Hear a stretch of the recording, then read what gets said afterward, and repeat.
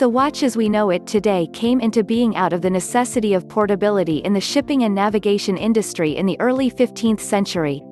The problem they had was that while the latitude could be measured by looking at the stars, the only way to determine longitude was by comparing the midday time of the local longitude to a European meridian like Paris or Greenwich. This was a very unreliable way of doing things until John Harrison introduced the chronometer.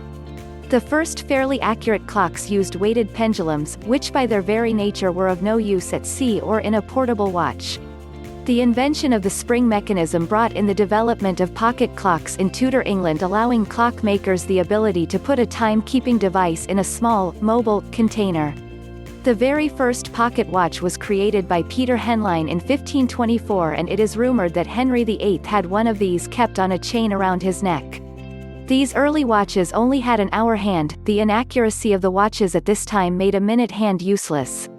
The evolution of the miniaturization process of these spring-based designs allowed for the making of portable watches that would work at sea. The Waltham Watch Company, founded in 1850 by Aaron Dennison, pioneered the manufacturing of interchangeable parts and is still a top watchmaker today.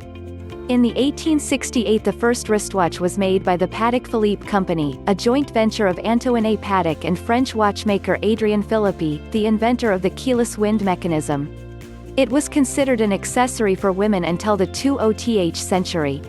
Because of its exclusivity, luxury tag, low volume production and cost, Patek Philippe lost the market and lost much of its business. The Stern family took over the firm in 1929. Patek Philippe remains a force in the quartz watch industry, introducing not only the perpetual calendar, chronograph, and minute repeater but also the most complicated mechanical watch ever made. In 1989, the company created the Caliber 89, in celebration of their 150th anniversary. This watch has 33 complications including the date of Easter, a thermometer, a sunrise time, equation of time and more.